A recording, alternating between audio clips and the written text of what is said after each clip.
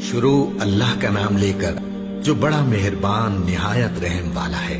وہ قادر مطلق جو ہر خامی سے پاک ہے، ایک رات اپنے بندے کو مسجد حرام یعنی خانہ کعبہ سے مسجد اقصی یعنی بیت المقدس تک، جس کے چاروں طرف ہم نے برکتیں رکھی ہیں، لے گیا تاکہ ہم اسے اپنی قدرت کی نشانیاں دکھائیں۔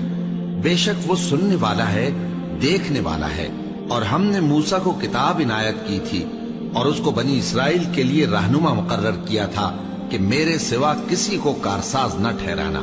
اے ان لوگوں کی اولاد جن کو ہم نے نوح کے ساتھ کشتی میں سوار کیا تھا، بے شک نوح ہمارے شکر گزار بندے تھے۔ اور ہم نے کتاب میں بنی اسرائیل سے کہہ دیا تھا کہ تم زمین میں 2 دفعہ فساد مچاؤ گے اور بڑی سرکشی کرو گے۔ پس جب پہلے وعدے کا وقت آیا تو ہم نے اپنے سخت لڑائی لڑنے والے بندے تم پر مسلط کر دیے، اور وہ شہروں کے اندر پھیل گئے، اور وہ وعدہ پورا ہو کر رہا۔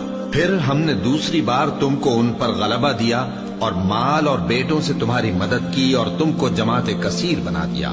اگر تم نیکوکاری کرو گے تو اپنی جانوں کے لیے کرو گے، اور اگر اعمال بد کرو گے تو ان کا وبال بھی تمہاری ہی جانوں پر ہوگا۔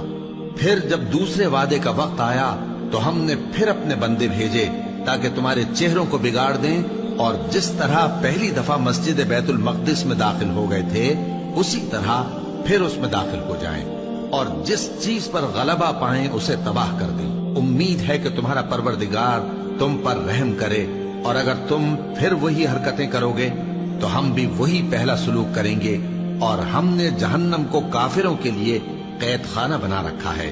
یہ قرآن وہ رستہ دکھاتا ہے جو سب سے سیدھا ہے، اور مومنوں کو جو نیک عمل کرتے ہیں بشارت دیتا ہے کہ ان کے لیے اجر عظیم ہے، اور یہ بھی بتاتا ہے کہ جو آخرت پر ایمان نہیں رکھتے ان کے لیے ہم نے دکھ دینے والا عذاب تیار کر رکھا ہے۔ اور انسان جس طرح جلدی سے بھلائی مانگتا ہے اسی طرح برائی مانگتا ہے، اور انسان بڑا جلد باز ہے۔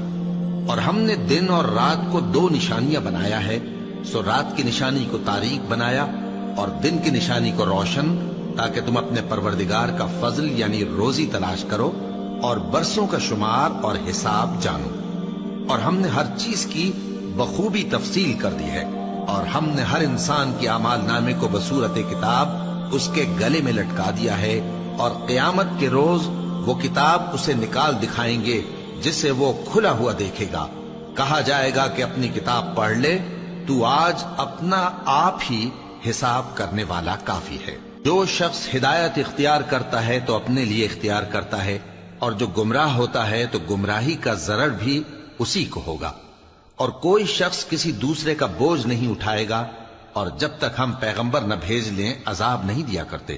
اور جب ہمارا ارادہ کسی بستی کے ہلاک کرنے کا ہوا تو وہاں کے آسودہ لوگوں کو فواحش پر مامور کر دیا، تو وہ نافرمانیاں کرتے رہے۔ پھر اس پر عذاب کا حکم ثابت ہو گیا اور ہم نے اسے ہلاک کر ڈالا۔ اور ہم نے نوح کے بعد بہت سی امتوں کو ہلاک کر ڈالا، اور تمہارا پروردگار اپنے بندوں کے گناہوں کو جاننے اور دیکھنے والا کافی ہے۔